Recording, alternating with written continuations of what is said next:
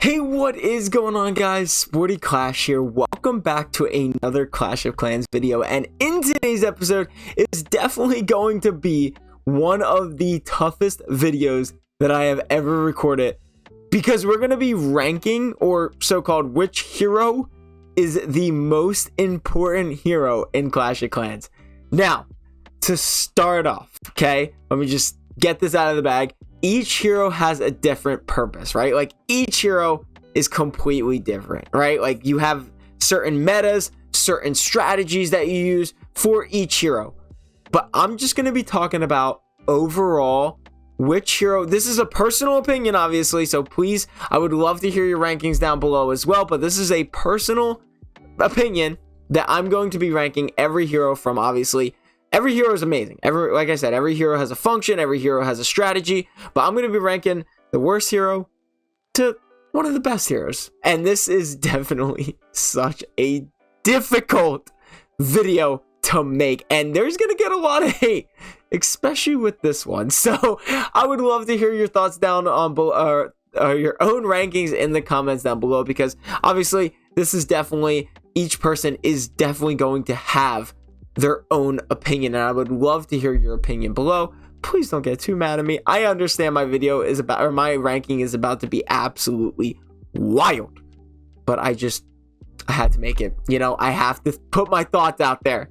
So we are going to start off with the last hero that I couldn't remove from the game, but couldn't make a difference, or couldn't really make a difference. And I think everyone has maybe the same list. The King. Number 4 spot is the King. That is right. One of the first heroes. Okay, well, let's put on the normal skin so you guys can kind of see. I think the Barbarian King is great for tanking, right? Like, I'm going to name the positives, but I'm just going to tell you why I think it's not the best. So, the Barbarian King is amazing for a tank, right? You have, obviously, it's represented over the Barbarian, which can't really do much to begin with, but the Barbarian King is great for tanking. And until pets came out, this thing could not go through a wall to save its life. That's not why I'm ranking it that, but I'm just saying, even before pets, a lot of the things that I use that absolutely changed the thing is the Mighty Yak for the King. That one has helped tremendously, but I still think the King just is not one of the best heroes in the game, and that's just because it's simple. You know, it's a king, right? He's got a sword, can't jump over walls, doesn't really matter. You have the jump spell, but like, he's a tank. He absolutely tanks all the defenses in the world, and that's one thing that's great about him. But other than that, I'm sorry. I really just, I don't know. I'm sorry, King. And you're really scary right now. He's staring at us.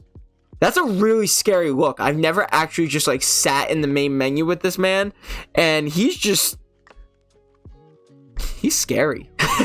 Anyway, that is number 4, the Barbarian King. I know that one's going to get some hate right off the bat, and this one's even going to get some more hate. You ready for this?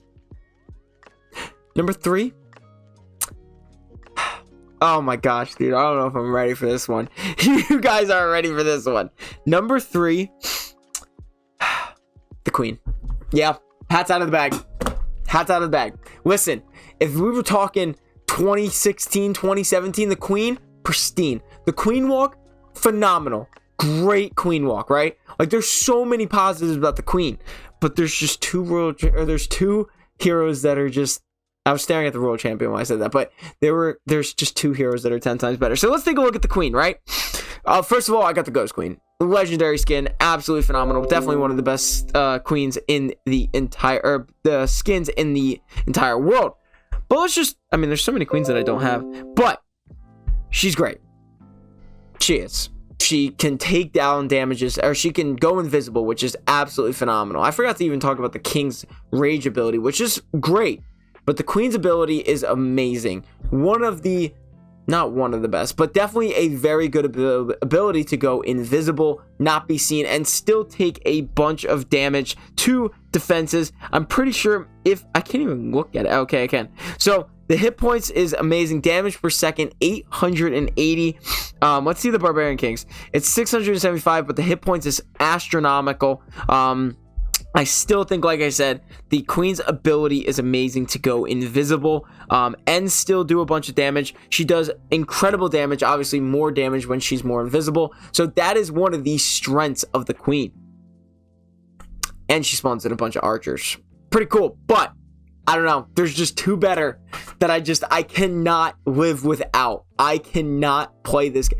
Like, take away the Queen, okay, now we have a struggle. But take away the King, I've done a couple 3 stars without the King.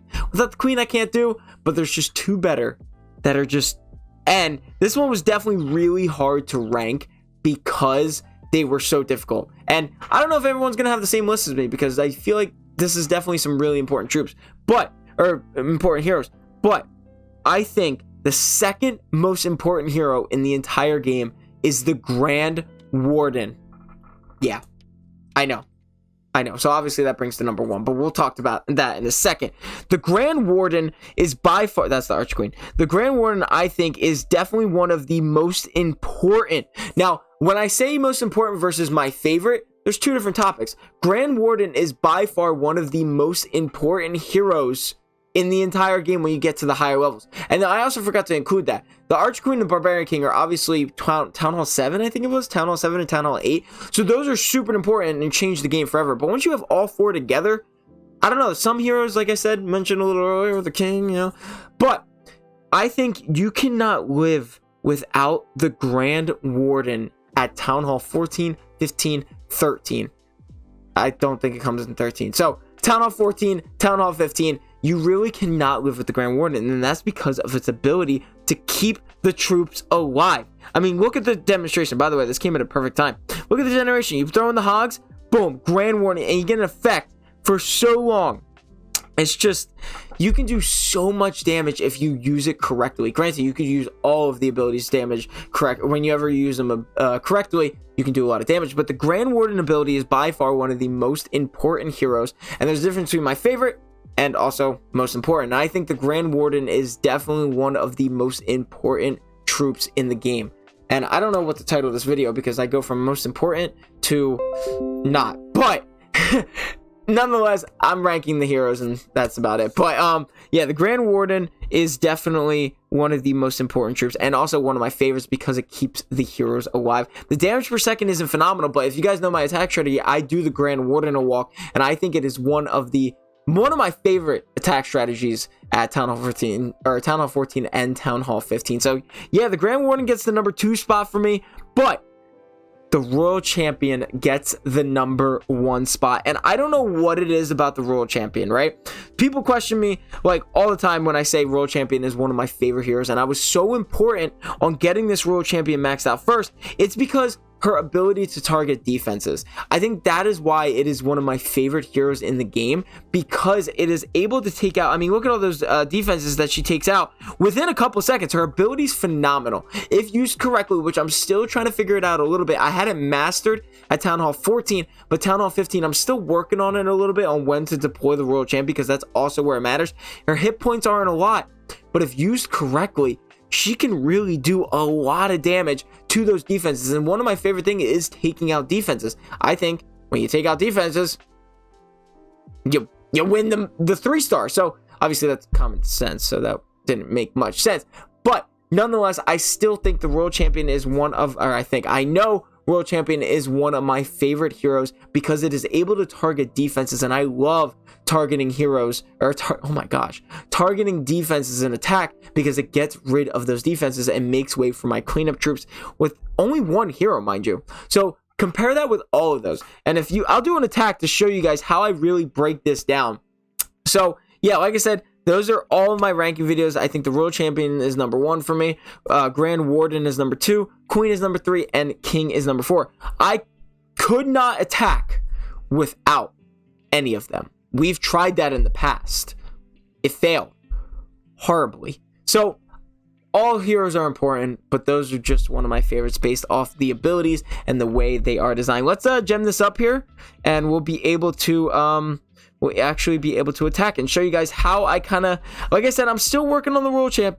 World Champion a bit, so ignore me on that. But we're going to look for a good base here because, again, I'm still trying to max out Town Hall 15 by the end of this year. Is it going to happen? I'm not too sure, to be honest with you, but let's see. Also, I do have the winter skin on because it is really cold right now. It's still fall. I understand. I do acknowledge Thanksgiving. I do. Okay, I'm not one of those people that just skip right to Christmas. I don't love Thanksgiving, but all right, let's just get an attack going here because I'm pretty sure you guys are tired of me talking. So let's probably send in the so I do the Grand Warden. Oh no, I didn't see that king. I didn't see that cannon. Oh, that's not a good start. You guys know me, I'm not a good attack. All right, so I do the Grand Warden a walk, which is, I think, one of the most best walks in the game, in my opinion. Queen walk was great, but this one is just a little bit better.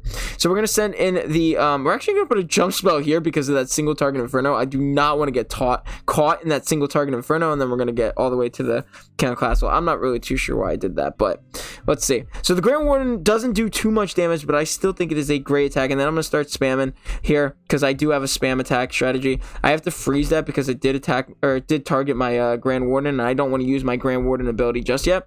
I'm going to use my World Champion there in the back, and as you can see, the World Champion goes right for the... Oh crap, I forgot to deploy my king. So there's the king. He's going in there. We're going to pop a rage spell right there. So like I said, each troop has its own type of strategy. Is that CC troops? Really? In normal? Okay, whatever.